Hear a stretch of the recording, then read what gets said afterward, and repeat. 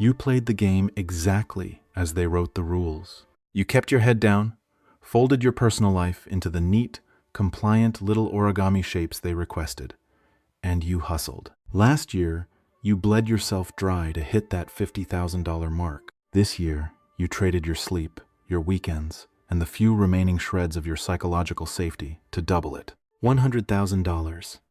6 figures, the holy grail of the modern American worker. By every metric printed in every corporate handbook, you are supposed to be wealthy. You are supposed to be untouchable. Yet, you are waking up at 2 in the morning, staring down the barrel of absolute, terrifying bankruptcy. How does doubling your financial footprint leave you completely erased? You spent years meticulously folding your life into this perfect, rigid structure, creasing the edges of your days with productivity planners, gratitude journals, and color-coded schedules, only to realize the paper itself is dissolving in your hands. You are making twice as much money, yet the underlying dread in your chest is heavier than ever. You go to the grocery store, and a carton of eggs feels like a luxury item. You look at rent prices, and a creeping, icy realization sets in that your new, shiny, 6-figure salary has the actual purchasing power of a part-time retail gig from a decade ago. The architects of the modern corporate machine want you to believe this is a personal failure. If your bank account feels light, they tell you it is because you are weak. They tell you that you just aren't budgeting correctly, that you need to leverage another side hustle, or that your resilience is just too paper thin to handle the modern economy. But this is the ultimate, meticulously designed trap for the high achiever. You are like a man in a tiny rowboat, staring so intensely at the single fish swimming right in front of your bow that you completely ignore the pitch-black macroeconomic hurricane dropping directly onto your head. You have been aggressively conditioned by the system to hyperfixate on your own micro-productivity. You focus obsessively on clearing your inbox, optimizing your morning routine, and filing away your daily deliverables into neat, manageable manila folders. You spend all your biological energy sharpening your tiny scissors, completely blind to the fact that the entire economic paper mill is burning to the ground all around you. We are living through a profound, collective psychological dissonance. Your brain is desperately clutching a paycheck with a larger number printed on it, while your physical reality is being quietly and violently hollowed out. The ink on your employment contract hasn't changed, but the actual value of your exhausted labor is being fed directly into an invisible, systemic shredder. You are sprinting on an inflation treadmill, terrified, believing you are finally getting ahead while the conveyor belt beneath you accelerates in reverse. Before we dissect exactly how the architects of this financial machine rigged the math against you, I want you to pause, look at your own ledger. What was the exact moment you realized your hard-earned paycheck was buying drastically less than it did just 1 year ago? Was it staring at the final total at the grocery checkout line? The sudden, quiet spike in your utility bill? Drop your paper cut moment in the comments below. Let's get a physical record of this on the books, so we know we aren't losing our minds alone. You are not losing your mind, but you are losing the game, precisely because you never understood the rules of the printing press you are chained to. Let's examine the cold, mechanical logic of the paper trail. We are taught to view a dollar bill as a static, heavy object, a permanent measure of our human worth, filed securely in the steel cabinets of our bank accounts. But money is not steel.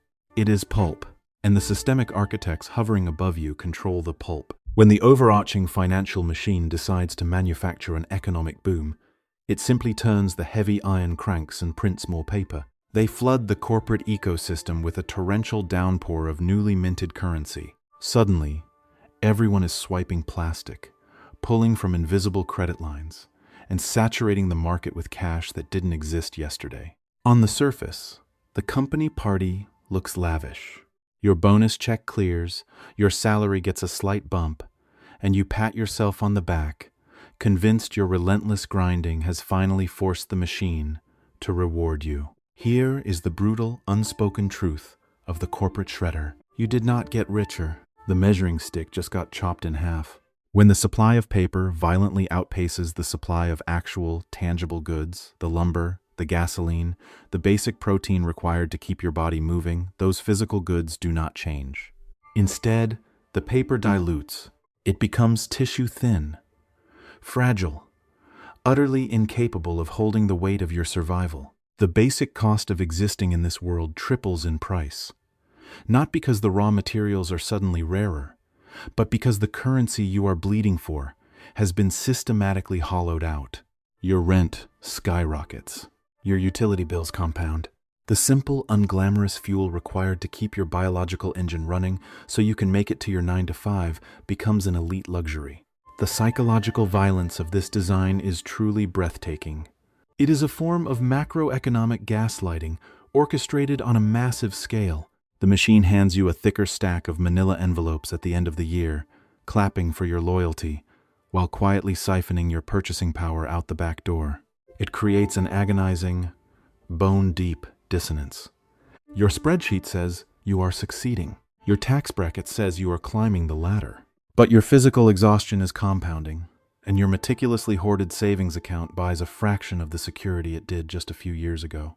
You are trapped in an endless, administrative labyrinth, frantically trying to staple together a life with a currency that evaporates the moment it hits your desk. They engineered this environment specifically so you would never stop producing.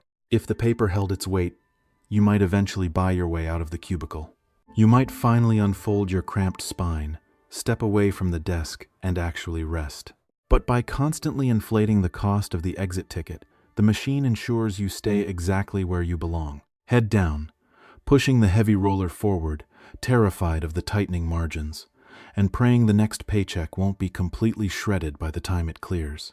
But praying will not stop the blades, especially when your own brain is actively feeding your future into the machine.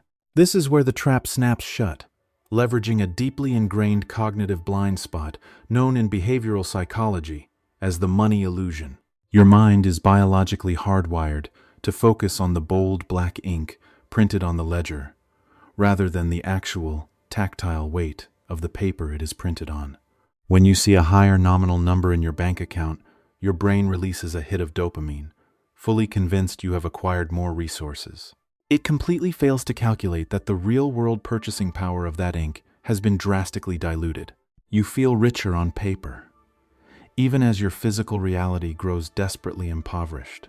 The architects of the banking sector understand this psychological malfunction perfectly, and they weaponize it with devastating precision.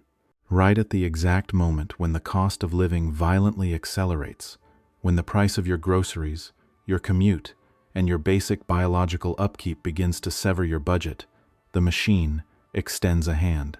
They do not offer you a raise. They offer you a shiny, low-interest loan. They flood your mailbox with pristine, heavy-stock credit card offers and pre-approved lines of credit, all wrapped in the manipulative language of financial freedom. They dangle this cheap debt in front of you while you are in a state of chronic ego depletion. You are exhausted from the daily corporate grind. You feel deeply entitled to the lifestyle that your six-figure salary historically promised, but which inflation has quietly stolen. So, your overworked brain interprets this cheap credit not as a liability, but as a lifeline. You view it as a safety net made of reinforced canvas, completely oblivious to the fact that you are actually stepping onto a fragile sheet of tissue paper suspended directly over a commercial shredder. Driven by the suffocating societal pressure to maintain appearances, you uncap your pen and you sign the dotted line.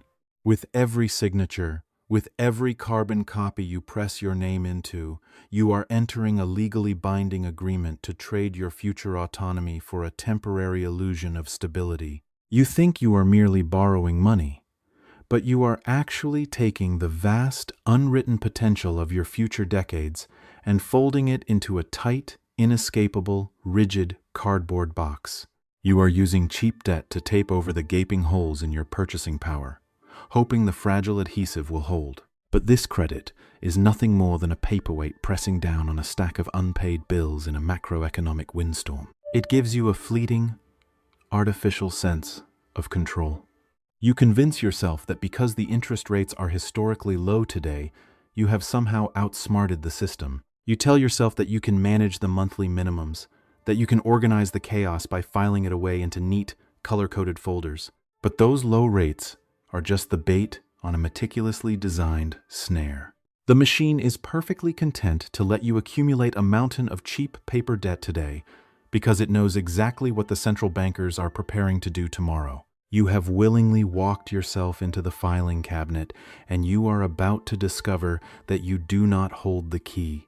The key is turned, the heavy steel lock clicks, and suddenly, the vast, liquid ocean of cheap paper completely evaporates. This is the brutal, inevitable reversal of the corporate machine. The banking institutions, those massive, monolithic structures that gleefully flooded your mailbox with pre-approved salvation, suddenly look down at their own ledgers and realize they have bled themselves dry. They have lent out too much, and now they are suffocating in their own lack of liquidity. But the machine does not absorb its own mistakes. It passes them down the chain of command. To patch the massive, bleeding holes in their own balance sheets, they must aggressively extract the missing capital from the most compliant, vulnerable resource available: you. They pull the heavy, iron levers of monetary policy, triggering a violent, unyielding spike in interest rates. The terms of your agreements shift in the dark. That cheap tissue paper debt you used to hold your lifestyle together overnight turns into heavy grit sandpaper, violently scraping away the last remaining margins of your sanity. The low-interest trap you willingly stepped into suddenly snaps shut, and the interest begins compounding at a pace that makes your six-figure salary look like absolute pocket change. This is the exact moment where the psychological shredding of the modern high achiever is finalized.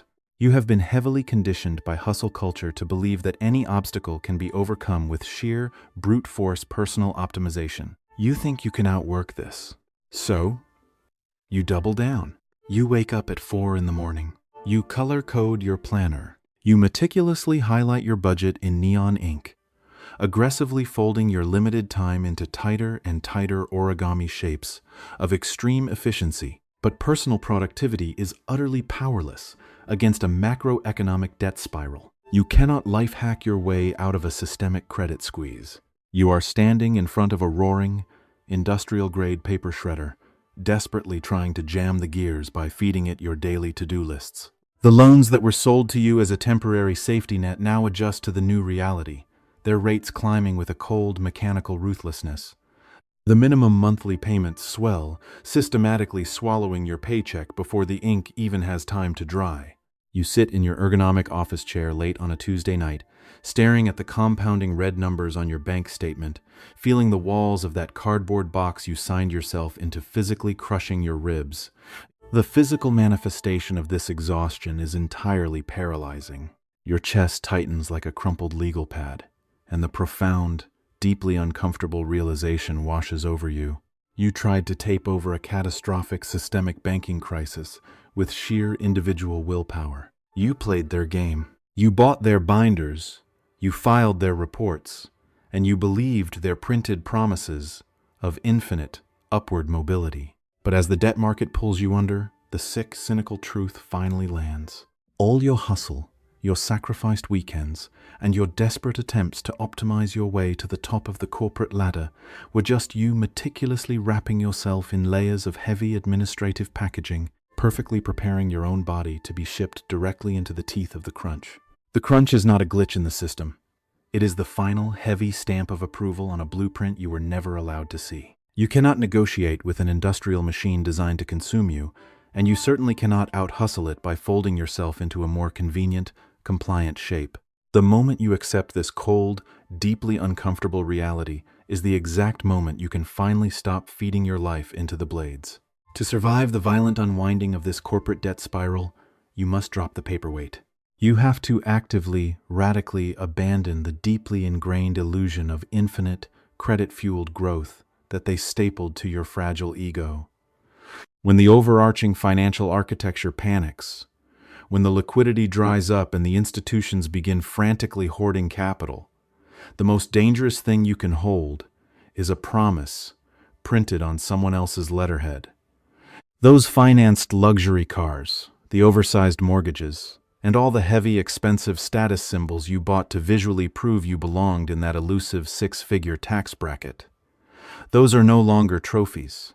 They are thick, heavy reams of dead weight pulling you toward the dark bottom of the filing cabinet. It is time to start liquidating the illusion. Sell off the excess, sever the bloated credit lines, and brutally stop wrapping your psychological worth in the fragile tissue paper of borrowed money. In a macroeconomic environment where the banks themselves are bleeding out and desperately searching for a financial tourniquet, the ultimate defensive posture is ruthless simplicity. The only thing that survives a severe liquidity crisis is actual, unencumbered cash. Cash is not a vanity metric.